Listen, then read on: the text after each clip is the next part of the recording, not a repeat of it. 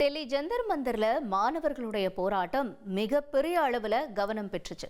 இந்த நிலையில தான் இப்ப என்ன சொல்றாங்க, இனி வரக்கூடிய தேர்தல்கள்ல ஜென்சி தலைமுறையினருடைய கைகள் தான் அதிக ஓங்கும் அப்படின்ற ஒரு நிலை உருவாக்கி இருக்குன்னு சொல்லப்படுது. இது வரக்கூடிய 2029 தேர்தல்ல எப்படி இருக்கும் அப்படிங்கறத இப்ப நாம விரிவா பார்க்கலாம். அதுவும் எண்ணிக்கை அடிப்படையில இது எப்படி மாறும் அப்படிங்கறத நம்ம பார்க்க போறோம். சரி, இப்ப முதல்ல என்ன சொல்றாங்கன்னா 2029 தேர்தல ஜென்சி தான் முடிவெடுப்பாங்களா? அது எப்படி சொல்றீங்க அப்படின்னா, இப்ப சமீபத்தில் நடந்த போராட்டம் தான்.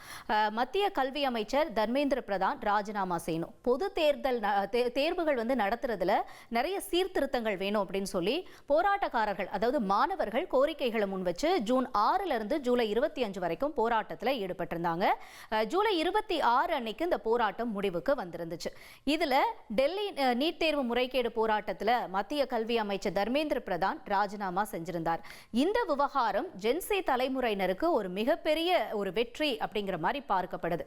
இந்த வெற்றி மட்டும் கிடையாது, இந்த போராட்டம் மட்டும் கிடையாது, இனிமே வரக்கூடிய இந்தியாவில் நடக்கக்கூடிய பல விஷயங்களுக்கு ஜென்சி தலைமுறையினர் தான் மிகப்பெரிய எடுத்துக்காட்டா இருக்க போறாங்க. அவங்க தான் முடிவுகளை சொல்லக்கூடிய இடத்துல கூட இருக்க போறாங்க அப்படிங்கிற சில டேட்டாக்கள் வெளியாகி இருக்கு.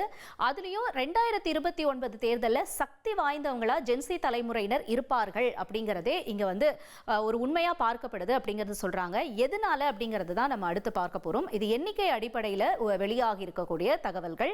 அதாவது ஜென் ஆல்பா அப்படின்னு சொல்லுவாங்க இல்லையா, இப்போ 17 வயதுக்குள்ள இருக்கக்கூடிய மக்கள் தொகை இளைஞர்கள் அப்படின்னு நம்ம பார்த்தோம்னா 41.7 கோடி பேர் இருக்காங்க.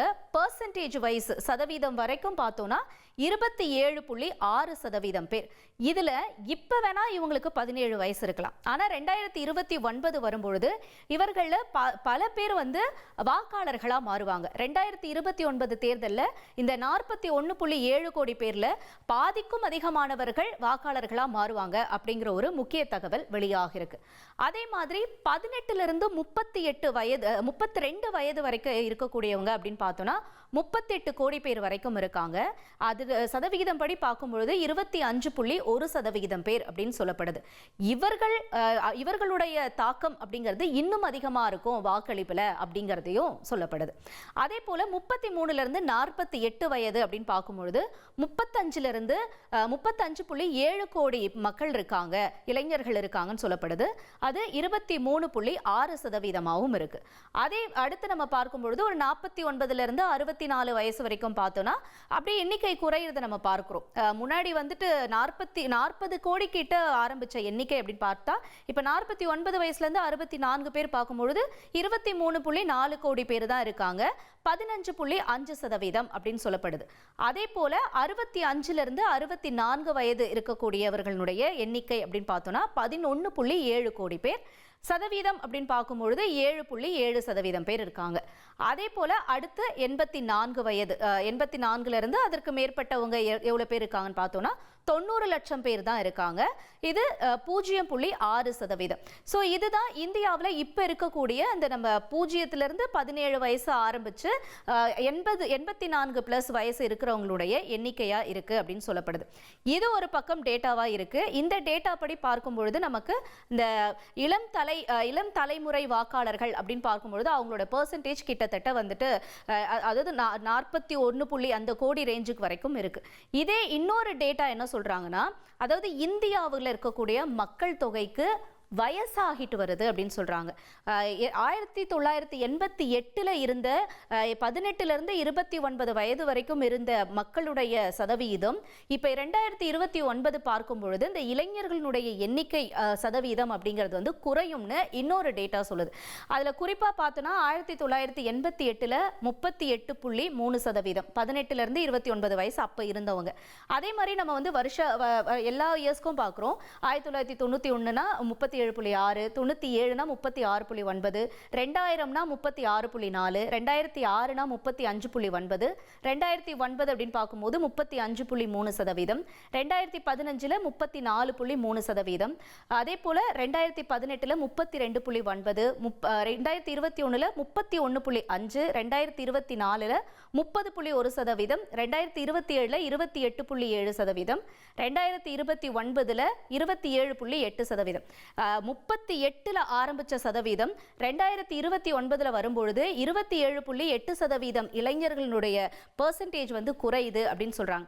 அப்ப நீங்க முன்னாடி சொல்லும் பொழுது வந்து இளைஞர்களுடைய எண்ணிக்கை அதிகமாகுதுன்னு சொன்னீங்க 2029. ஆனா அதே 2029 பெர்சன்டேஜ் வைஸ் குறையுதுன்னு சொல்றீங்க. அப்ப ரெண்டுத்துக்குமே முரண்பாடு இருக்கா அப்படின்னு கேட்டா இதுக்கு என்ன சொல்றாங்கன்னா இதற்கு முரண்பாடு இருக்காது. என்ன நடந்தாலுமே இங்க 2029 தேர்தல்னாலும் சரி, இனி வரக்கூடிய தேர்தல் அப்படின்னாலும் சரி, இங்க ஜென்சி அவர்களுடைய பங்கு தான் அதிகமா இருக்கும் அப்படின்னு சொல்றாங்க.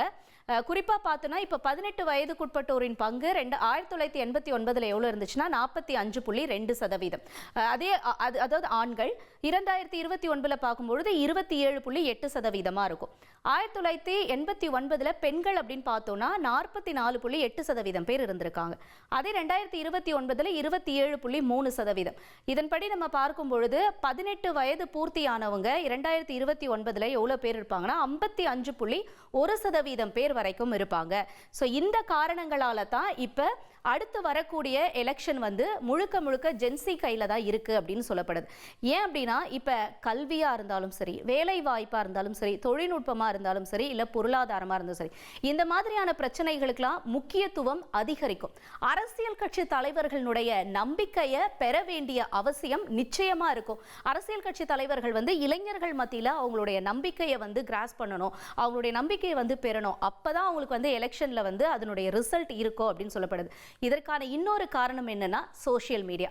சமூக வலைத்தளங்கள்ல எந்த அளவுக்கு ஒரு பிரச்சனையை முதல் நாள் ஆரம்பிச்சு அது நாள் ஆக ஆக அது எவ்வளவு பெரிய போராட்டமா வெடிக்குது அப்படிங்கிறதுக்கு டெல்லி ஜந்தர் மந்தர் ஒரு மிகப்பெரிய எடுத்துக்காட்டு.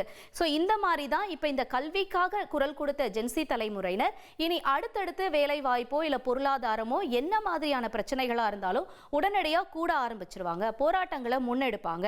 இதனால அவங்களுடைய ஈடுபாடு அப்படிங்கிறது அதிகரிக்கும்.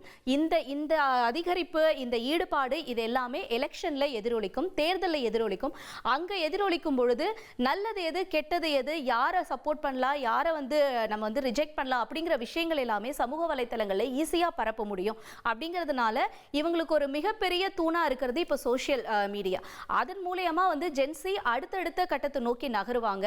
இதனால அரசியல் தலைவர்கள் தான் கவனமா இருக்கணும் அப்படிங்கிற மாதிரியான ஒரு கருத்துக்கள் கூட எழுது. அதுக்கேற்ற மாதிரி தான் இப்ப அரசியல் தலைவர்களுமே வந்து சோஷியல் மீடியால அதிக ஈடுபாடு காட்ட ஆரம்பிச்சிட்டாங்க. ஸோ இப்போ கொஞ்ச நாளைக்கு முன்னாடி வரைக்கும் ரீல்ஸ் ஆச்சு, இல்லை ரீல்ஸ்ல வந்துட்டு இந்த மாதிரி பிரச்சாரம் பண்றாங்க அப்படிங்கிறதுலாம் மாறி இப்போ பல கட்சிகள் இந்த ரீல்ஸ் மூலியமாவோ இல்லை சோஷியல் மீடியா மூலியமா தான் நிறைய விஷயங்களை பண்ண ஆரம்பிச்சிட்டாங்க. அது பிரதமர் மோடியில ஆரம்பிச்சு இப்போ இருக்கக்கூடிய பல்வேறு மாநில தலைவர்கள் வரைக்கும் சோஷியல் மீடியா எக்ஸ்ப்ளோஷர் அப்படிங்கிறது வந்து அதிகமா இருக்கு. ஸோ இதற்கான ஒரு எடுத்துக்காட்டா இப்போ ஜென்சி தலைமுறையினர் மாறி இருக்காங்க அப்படிங்கிறது தான் இந்த டேட்டாக்கள் எல்லாமே நமக்கு சொல்லுது.